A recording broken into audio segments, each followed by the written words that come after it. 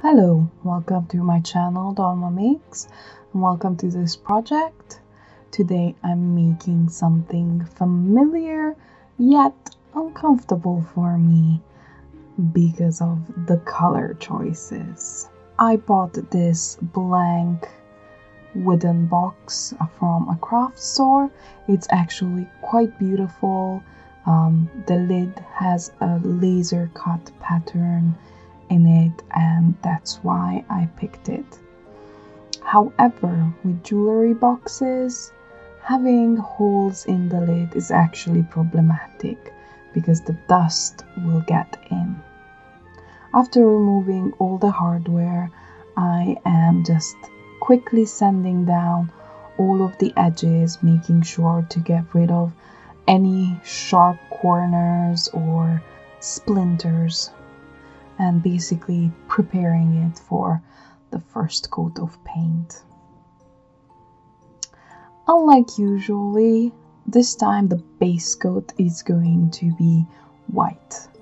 The colors that I have chosen for this jewelry box are pastel, so I need a clean white background instead of black or a dark brown like I usually start my projects.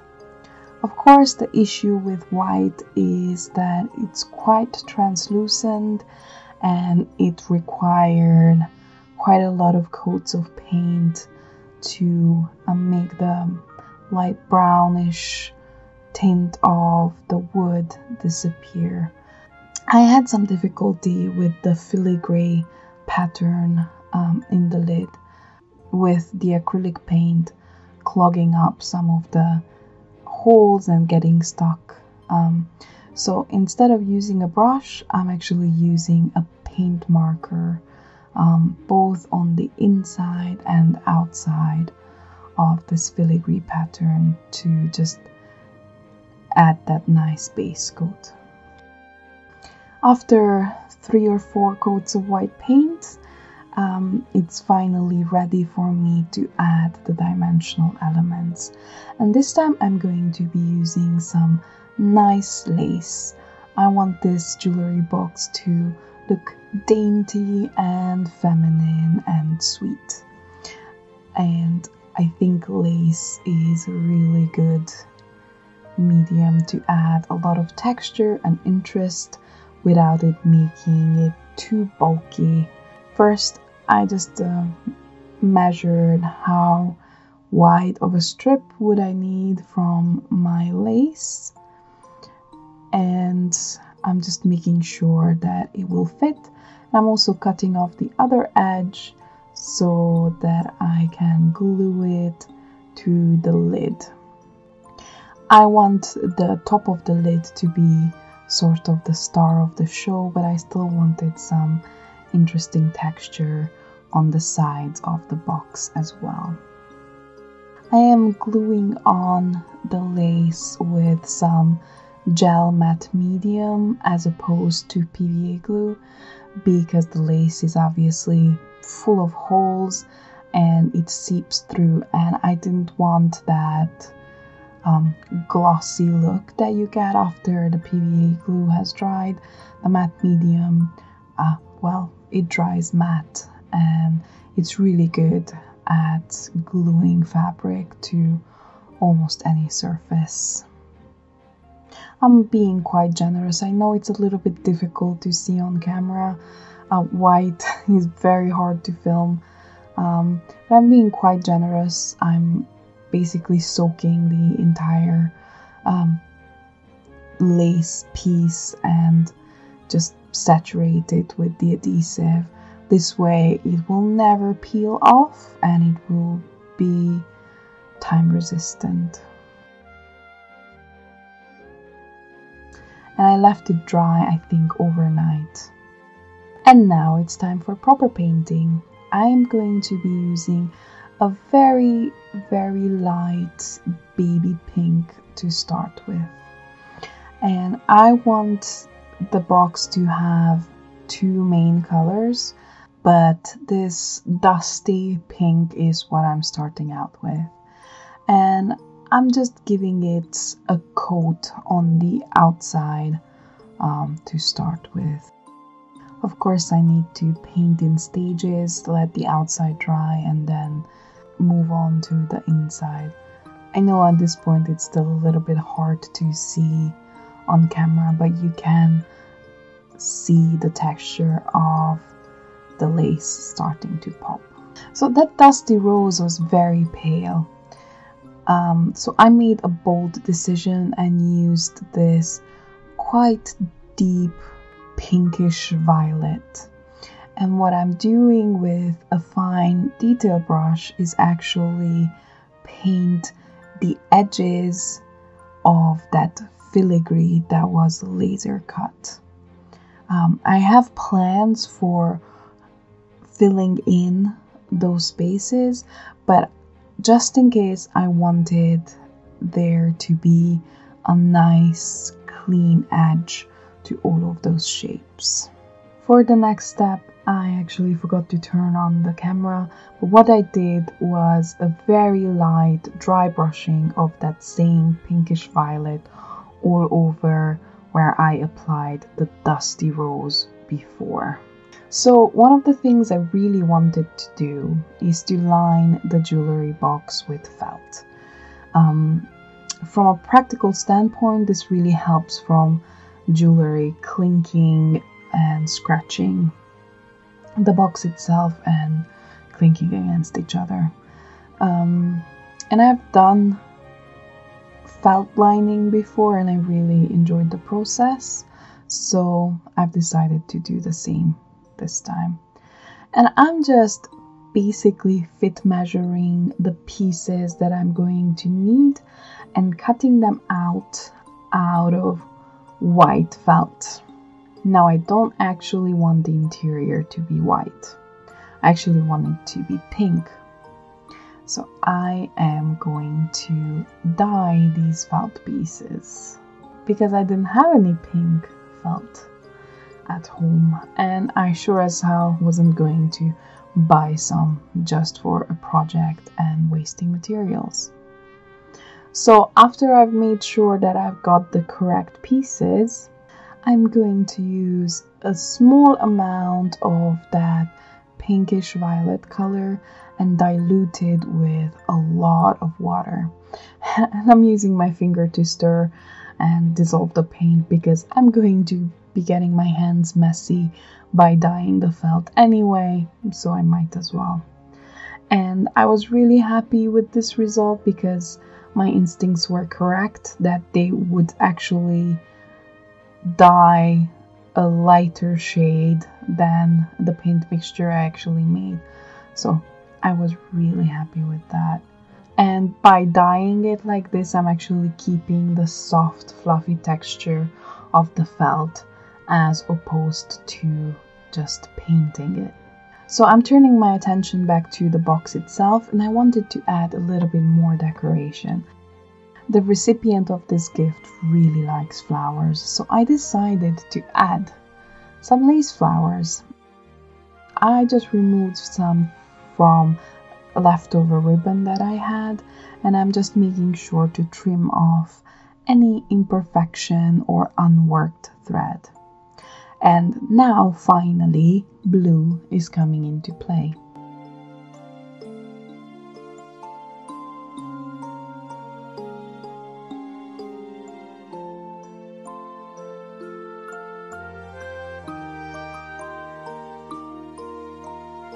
I wanted to repeat the blue somewhere else on the box, so in the end I decided to paint the lacy parts on the sides of the lid in the same blue color as well. And I ended up neatening up some edges with the blue as well. As I said, I wanted to actually have a closed lid so the dust couldn't get in. So I'm measuring a piece of chipboard that's just the right dimensions, and I'm also going to paint it in the same beautiful sky blue.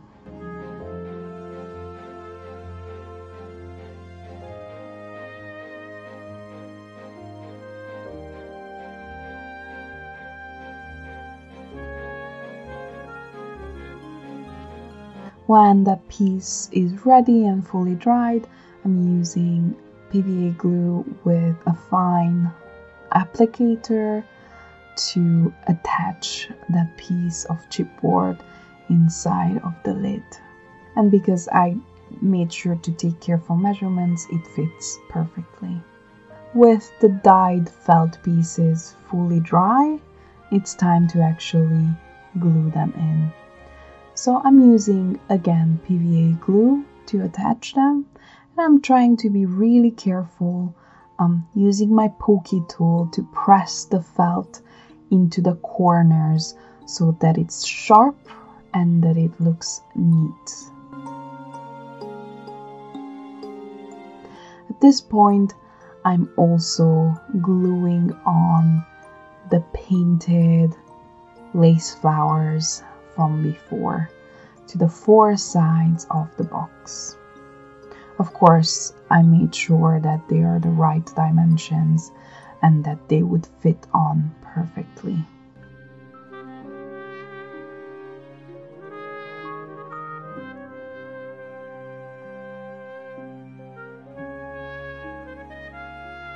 And the box is coming along quite nicely. Now finally to get to the lid. I had this idea of using some seed beads to fill in those recessed areas in the lid. And I knew I had some pink ones in this random mixture. Actually, what I ended up doing is manually picking out only the pink ones from the mess. Of course, I'm keeping the leftovers for another day. At this point, I decided that the little pink seed beads didn't stand out enough against the really light blue background, and I wanted to add a little bit of sparkle and whimsy to the whole piece. So I have this quite cheapy blue acrylic paint that has very low pigmentation, but it has a lot of glitter particles inside. So with a fine brush and with a lot of patience, I actually added a generous amount of this glitter paint in all of the recessed areas. And because it's acrylic paint and it's wet, it sort of behaves like an adhesive as well. So as I'm adding in the little seed beads, they actually stick into the paint. At this point, my only concern is to distribute the seed beads in a way that it's enough for the entire lid. I wasn't quite sure if I had enough, but I made it work. I used up every last one that I had. And that's what it looks like at this stage. I realized I wanted to add a little bit more sparkle and deepen that blue as well. So I'm using that very same glitter paint and just rubbing it on with my fingers over the blue flowers and that blue ribbon edge on the lid itself, just so that it all ties together better and it matches.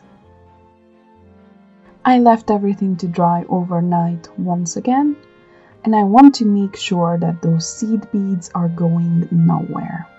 So I'm going to flood all of those little pockets with a sort of resin medium. It's called Glossy Accents and it's air drying. It doesn't have any strong chemical reaction and it doesn't have any fumes, so it's safe to use indoors.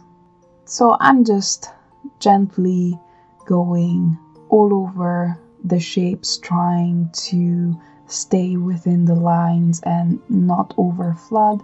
And I'm also using my pokey tool to pop some bubbles and to drag the resin medium into those really tight corners that the nozzle of my bottle couldn't get into.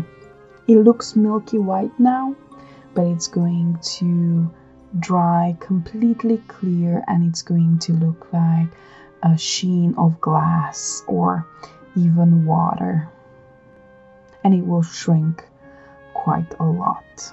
But in our case, that actually worked out for the best. I'm very happy with how the lid came out. At this stage, I decided that I want to felt line the inside of the lid as well, just because I had that very light pink in there, and I wanted to have a repeating motif from the bottom of the box. So I've just cut some leftover strips of the same dyed felt and just gluing them in place, making sure that they look very neat. And with that, we're nearly at the end of making this box. The last thing I'm going to do is rub on some gold paint, just for a little bit of extra sheen. Again, this is a sort of acrylic paint that has very, very low pigmentations. It almost feels like the miniature glitter particles are just suspended in the acrylic medium. So as I rub with my fingers, it's only the slight gold sheen that's left over, instead of it staying on like a thick coat of paint.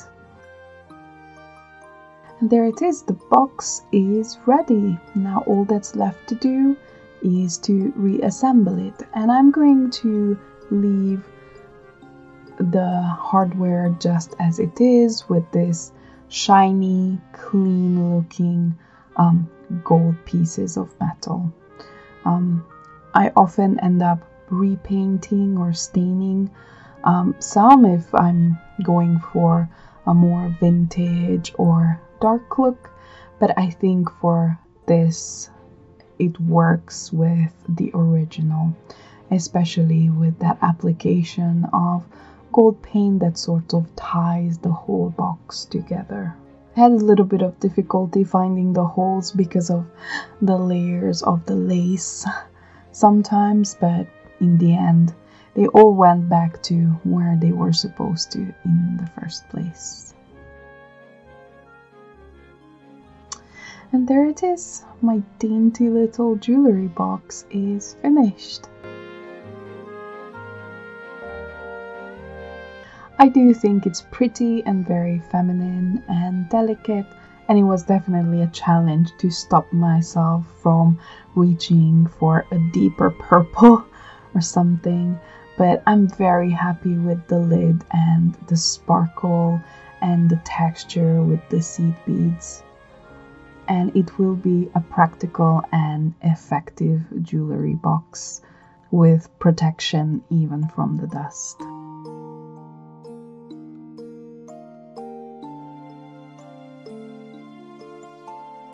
And yes, the felt lining is quite soft and pleasant to the touch. Please do let me know in the comments below what you think about this project. I'm always happy to get some feedback. Let me know what was your favorite part of this video. If you like what you've seen, please consider subscribing to my channel. I publish new videos every week. Thank you for watching. I hope you're having a nice day. Bye.